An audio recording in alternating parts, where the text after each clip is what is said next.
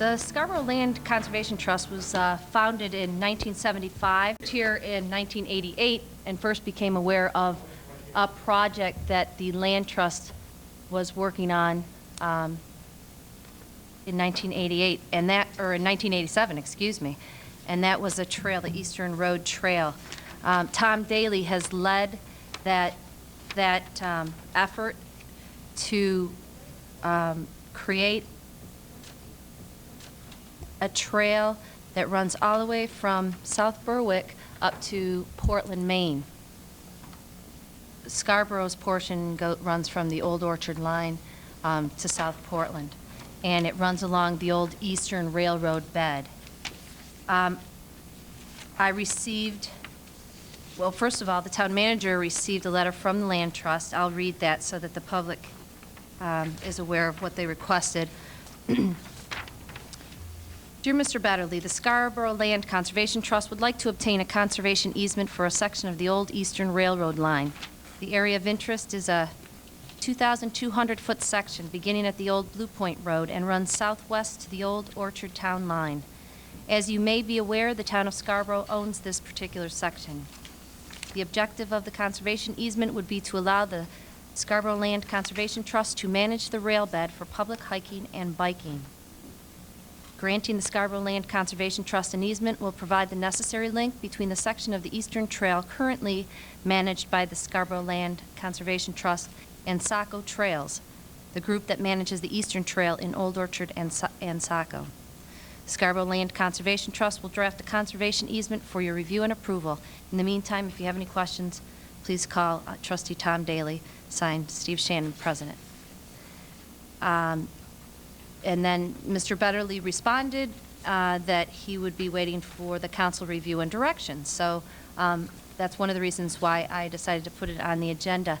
Also because that's only part one of what the Land Trust is working on, and what's going to happen tonight is part two. You'll see there's people from all over southern Maine here.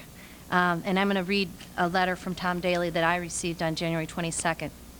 People from the Saco Trails, Old Orchard Trails, and director of the New England Greenway project and I gave a presentation to the Maine Bicycle Coalition at the University of Maine. The same presenter spoke at the Old Orchard Beach Town Council.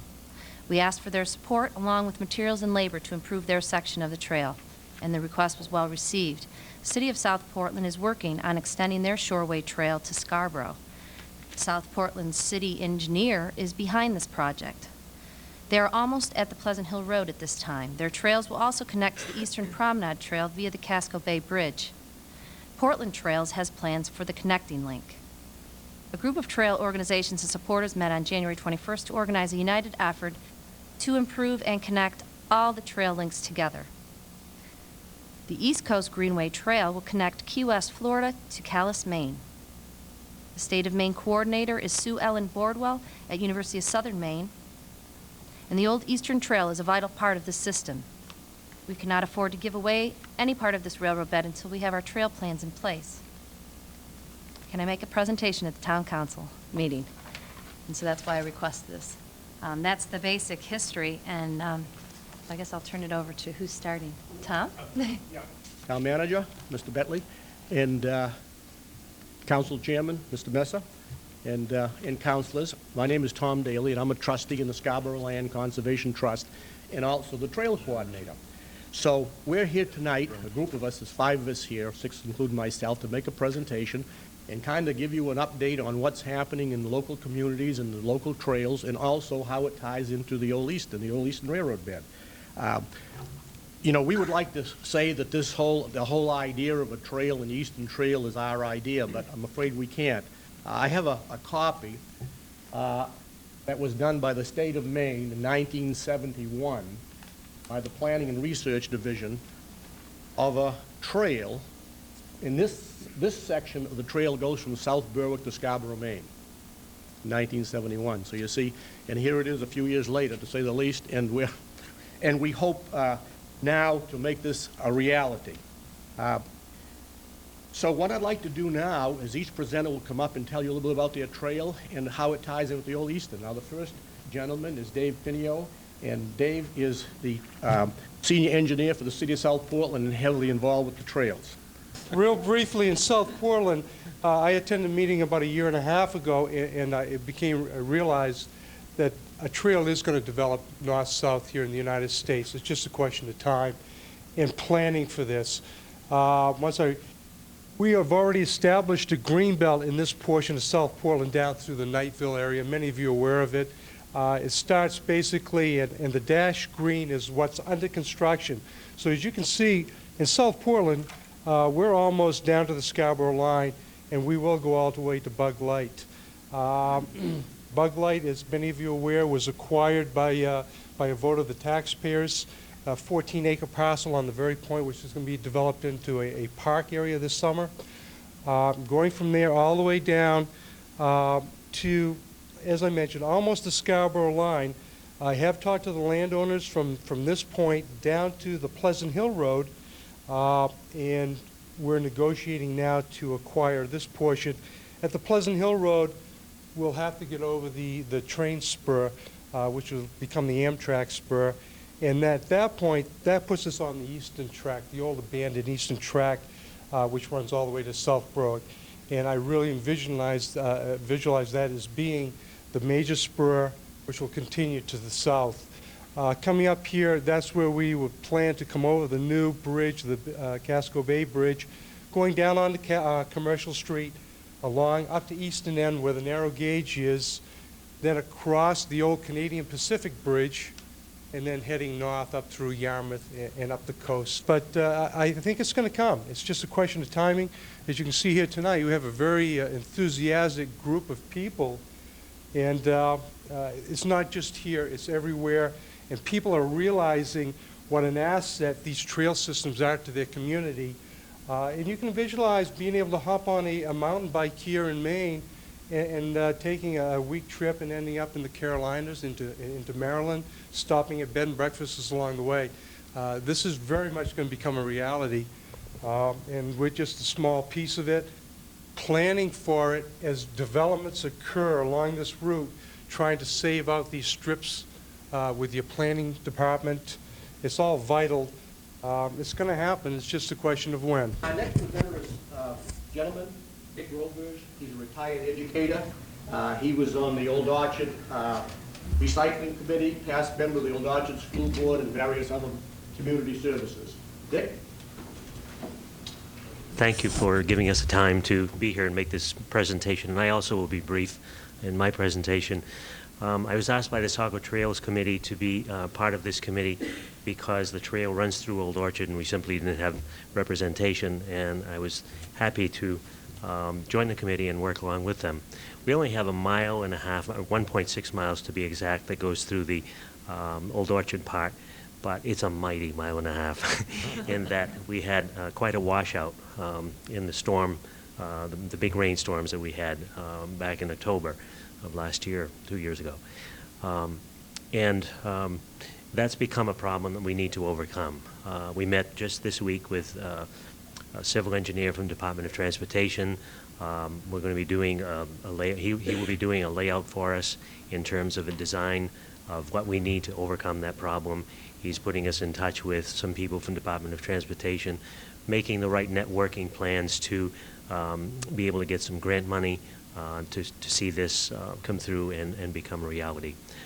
So we hook up from the Scarborough end all the way to the Saco end, and that'll be our part of it. We also need a lot of fill along that way because of the washouts over the years.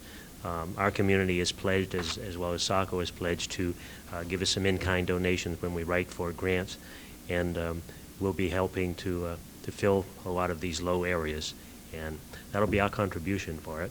And I'll let our next speaker take it from there. Thank you. Thank you, Dick.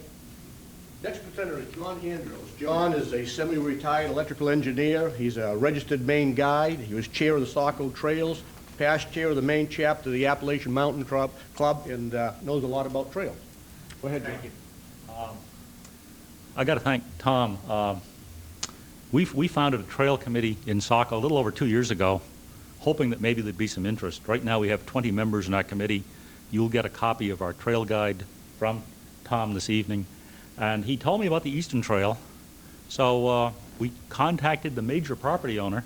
I'll stand here, but if you look at the red line, I have shown as the Eastern Trail. It, from the Cascade Road to Route 1, is owned by the Biddeford-Saco Water Company. Within 2 months of asking the president, Jerry Mansfield, we had an agreement in writing from him to manage a trail. You come to Route 1, it is there's no way to get there. We have to put a bridge for pedestrians over Route 1. As outrageous as that sounds, there's money available in this country to do those kinds of projects. And we did have a civil engineer from MDOT down there Monday on his own time, because he bikes. And he knows the people, and he's going to help us, not as a state employee, but as a resident. Granite State Gas, his president, wrote me a letter about a month ago now, offering to cooperate with us in this effort to put the trail through York County. I only talked about a half a mile, but his company owns most of what's in Arundel, Kennebunk, and the Berwicks. And I say this, my impression, I just haven't done the research, I believe that to be the case. I contacted the Arundel town planner. He has already had the planning board of Arundel vote unanimously to recommend to the selectmen that they endorse this project, and assigned Roger Cole, the town planner, to make sure this happens. Their school has already formed an environmental club in the last week to work on this project.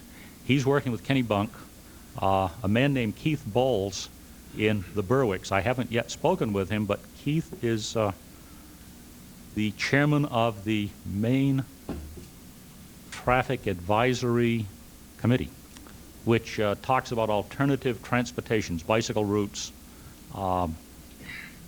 He lives in Berwick. As soon as I talk with him, I'm sure we will have their endorsement. There is a 5-mile stretch through the streets of Biddeford and Saco, and I've shown in a straight line a route that you might take down the main street of Saco to do this, and cross the river via bike shop. Again, I thank you, Tom, for inspiring us. He is one of my mentors. Thank you. The next speaker we have is Alan Kahn. Al's a retired junior high school principal.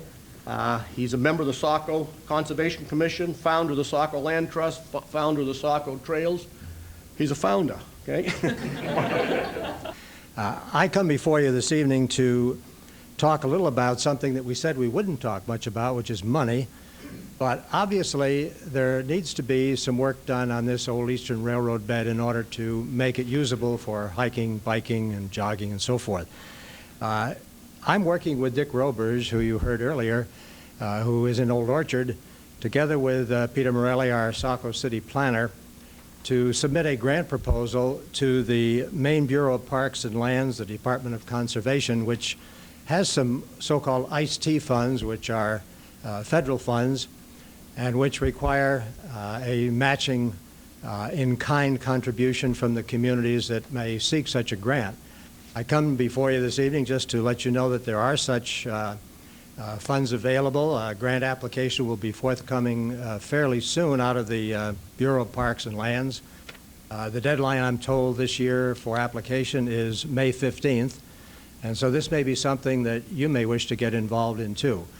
Last year, and I can only speak for last year because the grant applications are not in published form yet, last year the maximum grant for a community was $15,500 with a matching in-kind contribution by the municipality. So it's something I think to be considered, and there are, we hope, other funds available, as was mentioned earlier, through contacts that we may have with the Maine Department of Transportation. Again, thank you very much. Our next presenter is Sue Ellen Bordwell. Sue Ellen is the Executive Director of Pluralism and Equal Opportunity for the University of Southern Maine.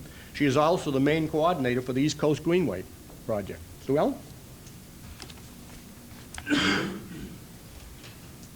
Thanks. I'll be brief. I'm Sue Ellen Bordwell, and I'm from Yarmouth, Maine, and I'm on the Board of Directors of the East Coast Greenway Alliance. The Alliance has been created to develop this pathway that will go from Calais, Maine to Key West, Florida. The intention is for this to connect urban areas all down the East Coast. I understand from a meeting last week that we may also have a connection through Canada, so it may be the International Greenway. Here in Maine, we'll probably have one of the largest links of the entire network. Regardless of whether we're in Maine with the largest link, the key to the structure will be local trail development and maintenance. In a state like Maine that is so big, and even in the little states like Delaware, the Greenway is beginning to develop in sections where there's already interest in development. It is my understanding that given the fact that the Eastern Trail folks have gotten as far as they have, that this section between Portland and New Hampshire will probably be the first section in Maine that will be designated as a greenway with the East Coast Greenway. So I would encourage anyone who is interested in that to really get supportive of the efforts of these groups here tonight. I would also, just for your information, let you know that tomorrow will be the first organizational meeting in Maine for those who are involved or want to be involved in the Greenway. And there are people coming from the Maine Department of Transportation, local planning officials, people who are involved with bike groups and trail groups.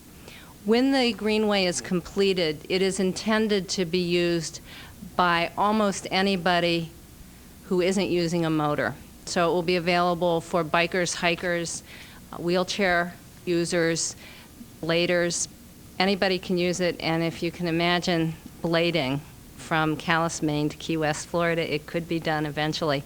And in the meantime, folks will spend lots of money staying in local tourist areas. So thank you very much. Okay. Now, this is our town. This is Scarborough. Here's the old eastern through the town of Scarborough. You can see the entire location here. Now, this section right here, the whole length of it is about 5.68 miles. Now, I'm going by the original drawings. I have the original drawings for the old eastern that are dated 1841. Beautiful piece of work. Okay? Every culvert, everything is cattle crossing and so forth is shown in them.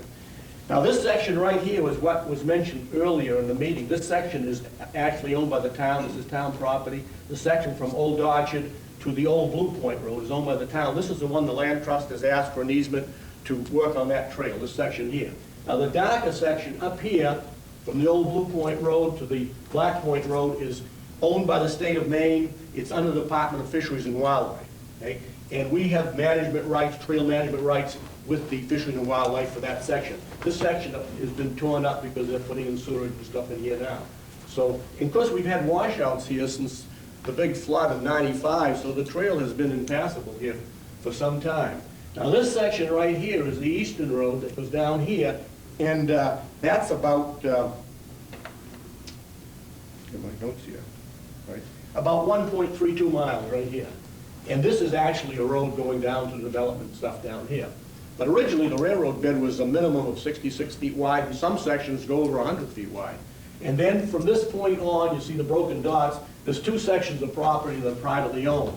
I've talked to one of the landowners, and the other one we haven't been able to contact at this time. So that gives you an idea of what it is. Now, this is, I know you know where these sections are, but just for an idea, this is the town garage, town property over here.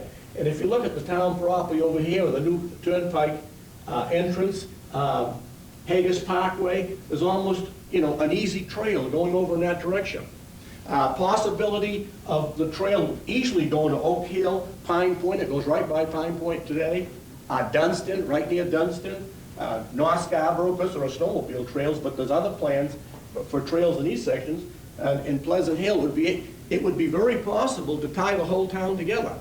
Now, what I'd like to propose is that maybe set up a workshop with you councilors and the planning board, or the planning board, or whatever you feel, whatever you think the right way to handle it, and sit down and start making some plans, but primarily for this section right here. So we can make some plans about where it's going, and then as funding is available, it's possible to do it with donations, and sometimes one town offered so many loads of resurfaced highway material. They pack down and makes a very good trail, and all kinds of other things. So this is what our plans are, and we need you, we want you to be part of it. Thank you again for your time. Thank you, Tom, and all the presenters. Before the council discusses this, is there any public input on item 6? Okay, open for council discussion. Oh, by all means, we'll call you up if we do. For the benefit of people that may not know, could you explain exactly what it means to a conservation easement? What is a conservation? 8 or 10 feet or 20 feet wide, whatever it is, and what the agreement is written up so that we can improve the surface to a certain extent. It's usually wide enough to bring in some sort of a vehicle in case you have to haul gravel in. You may be able to trim trees up to maybe 2 inches. Anything more than that, you'd have to get special permission for. But it would never change. You'd stick to the agreement that it was written down. It would never change, right? And it would be, the land trust would not be the owners? The town would still be the owners of that land? In the conservation we were talking about, the town would be the owner for probably a certain certain width of it. Usually on a trail it might be 10 or 20 feet, but the land trust would actually own it. Okay, but there's certain restrictions. The land trust couldn't give it to anyone else, unless it was with the same idea in mind. If it did, it would revert back to the town. That's the way I understand it. Yeah, I have a question. I know the objective of the letter we got from Steve Shannon and Tom Daley was basically to see if the council would direct the manager to have a conservation easement. You did mention things tonight along the lines of looking for funds at some point in the future to basically for trail maintenance and getting the trail usable. But how much money are we looking at some point? I mean, we're not going to do that tonight, but how much money are you looking at? Is there an estimate? The plans were to start with one section and just see what it would do, see what we can get in voluntary contributions, maybe help from the town with gravel and local businesses, and then go from that point. There are no there are no particular figures. We don't have any figures at this time. Okay. We're just moving along. This is a long-range plan, so we don't really have any figures. We've got to do everything we can almost without money until we get moving. And as Al mentioned earlier, Saco and Biddeford are talking about working on a grant. So that might happen down the road too. Okay. But the first step in the process is to obtain the easement from the town first. That would be step one. Get the right of way and then figure out what we have to do. All right. Thank you. Any other questions? Councilor I don't have any questions. I'd just like to say that I think the whole project is really exciting, and it seems that Scarborough has a natural contribution to make to that, and quite frankly, it probably will be easier for us in many ways than other communities, just by virtue of having the old railroad bed going through the community. As far as the request for tonight in terms of the easement, I'd like to ask the manager if he has any input for us regarding what the potential pros and cons are should we grant this. I think that it certainly is a project well worth supporting.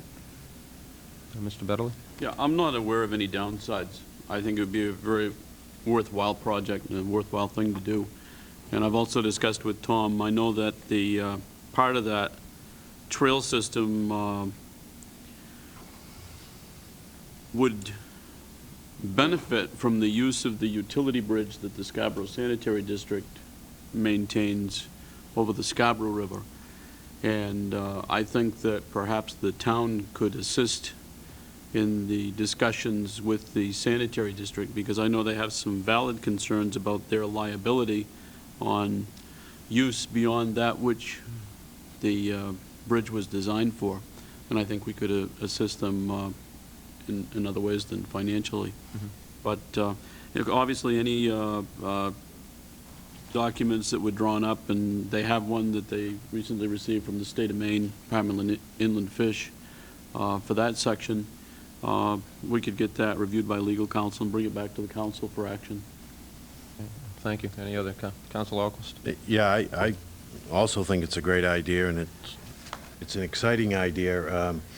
You know, since I've been on the council, we talk about how many ball fields we can put in this town, and I think this is an opportunity to get some passive recreation in there, and a real opportunity for all the citizens, certainly those that don't play baseball or whatever, to get involved and enjoy some recreation, passive recreation. So I fully support it. We have recreational trail is something that almost everyone can do. It's like a swimming pool. Every age, we have pictures, it's a little hard to see from where you are, but we have from handicapped people, we have kids, families pushing baby carriages down there during the summer. It's something everyone can use. And it does relieve stress. It's great for after these meetings when you want to walk home. So you might try. Not long enough. Go around twice. Got a couple beer stands along the way or something? Pass these out. We put these together for you and give you something to read. You probably don't have enough Thanks, material Tom. now. You don't get one? That one. I didn't get one. Snubbed. It's got my name on it, that's mine. Councilor Kennedy? I wanted to say I also was in favor of it. A couple years ago, my kids and I went out to a city that has an extensive trail system, and that city was Anchorage, Alaska, and it's unbelievable, the people you see using that, enjoying the trails out there. And we won't have the 24 hours a day daylight like they have during some parts of the year, but I've seen a trail used by the bikers, the rollerbladers, the people of all ages just out there walking, and it works out good. I have a question. I think it's a great idea. Ms. Bordwell in her comments indicated that there was a potential for part of this trail being designated as a greenway. Is there some special significance to that I'm not aware of? Using the term greenway is a fairly generic term. The East Coast Greenway Alliance will be setting some certain standards so that we make sure that safety and accessibility for people with disabilities and whatnot are met. But there are greenways all throughout the country of various levels of ability, construction, and whatnot. It's simply a non-highway, non-paved, non-motorized way to get from one destination to another. So it doesn't establish some pot of money that would be eligible to help fund it or anything like that, but it was just terminology not unless, I'm not familiar with. I mean, the Greenway Alliance itself will assist to the extent that it can in identifying any monies that might be available. Certainly the government and with all of our alternate transportation are looking at more and more funding through both taxpayer and quasi-taxpayer monies to put into alternate transportation systems, and so there's money available through that. Yeah, thank you. I only have a question about the town's exposure or liability, and I guess I'd want that addressed at some point in time here to be sure that we wouldn't somehow be enmeshed in some kind of a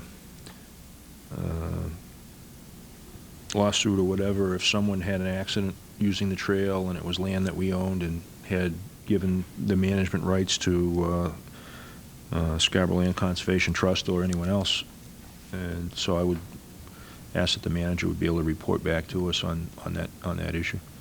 Gentlemen, and could you take the podium, please, just so the public can hear? I'd like to say a few words about it. John Andrews, Saco Trails. I'm not a lawyer, but I have spent an enormous amount of time on this issue. Maine has probably the best law in the country for protecting landowners against lawsuits if they do not charge money. So the ski resorts aren't covered by this law, but if someone crosses your land to go hunting, fishing, cross-country skiing, bicycling, it's my understanding it is virtually impossible to sue the landowner successfully. You can frivolously sue, and there is the legal defense cost that you have to bear. But there was a conference at Bates College, I went to it about 2.5 years ago, on the subject of landowner liability. There were representatives from the legislature, the Attorney General's office, University of Southern Maine Law School, and many lawyers in the city of Portland. Central Maine Power lasted all day with many parallel sessions, and the word was you really cannot effectively sue a landowner even if the property is hazardous. You have no requirement to even post an open well. I mean, it would be just as a good citizen, a good neighbor, you ought to post a well.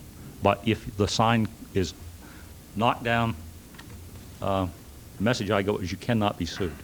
But it is a concern that everybody has and should have, and I'm surprised at how few people are aware of it, of the issues, and the insurance companies are asked, would you please write us a policy just to defend landowners against frivolous lawsuits? If someone is good enough to give the Saco Trails 100 acres piece of property, not give it to us, but give us a right to put a trail on it, I feel we have a moral obligation to stand behind them if they're sued by somebody who thinks they're going to get rich. And some of these landowners don't have the money to defend themselves. They're likely to take a bad hit because there's nobody standing beside them. So this is what I have learned.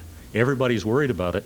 In 1994, the state revised that law. You can now collect your legal defense costs back from the plaintiff. And I understand that there's never been a case in the state that's been lost. Yeah, I thank you for that information, but I think Councilor Anderson's point is well taken, that any direction the council would give the manager, I would hope would also be put by legal counsel first, just to ensure that. Oh, absolutely. You know, I am not a lawyer. I'm an electrical engineer, please. Right. But Not that I don't trust a layman's opinion, I don't trust your information. I have been researching it. I wanted to have a chance to lay at least some of the fears to rest, because the fear of lawsuit is so pervasive. Okay. I hate to say it, one of my sons is a lawyer. Councilor Anderson, you have a few more questions. In some circumstance, you're probably proud of that, too. Yeah, just to clarify, I'm not really nervous about it, but it seems to me there's a little difference between private landowners who have open space that they own and people are using it, and the municipality. Municipalities somehow seem to attract certain responsibilities with advertising and designating space as trails or parkways or walkways, and then there are certain minimal standards that you have to, conditions you have to maintain so as not to be negligent in the operation of those facilities. And I just want to be sure that we don't expose the town to some kind of backdoor kind of situation. So I think it's worthwhile to take a look at this up front. I don't think it'll be anything that would keep us from moving forward to do something positive here. But I just don't want to proceed with it before we get feedback from legal counsel. I would agree wholeheartedly with that, Charlie. Anybody else on the council? I sense, as far as giving the manager direction, I sense that everyone is, for the most part, supportive of directing the manager to work on the easement, subject to legal counsel review. Did anybody object to that? Councilor Ferguson? I know I didn't pledge my support, but I guess I'm making the assumption that everybody knows that I'm in support of this. Well, since you put it on the agenda, I'm assuming you're supportive. I didn't want somebody who didn't know me to think, Would it be appropriate to, I don't know, timing-wise, whether the next meeting is too soon for a response from the manager on the issue, but I guess I'd like to see an agenda item for us to act on this sometime in within our next 2 meetings or so, to get some feedback on the legal issue, and then we can take some formal action on this. Is that doable, Carl? Yeah, I wouldn't want to promise anything for 2 weeks from now. Certainly 4 weeks from now. Certainly by March 18th, we should be okay. Any further discussion on this item? Thank you. Thank you, gentlemen and ladies.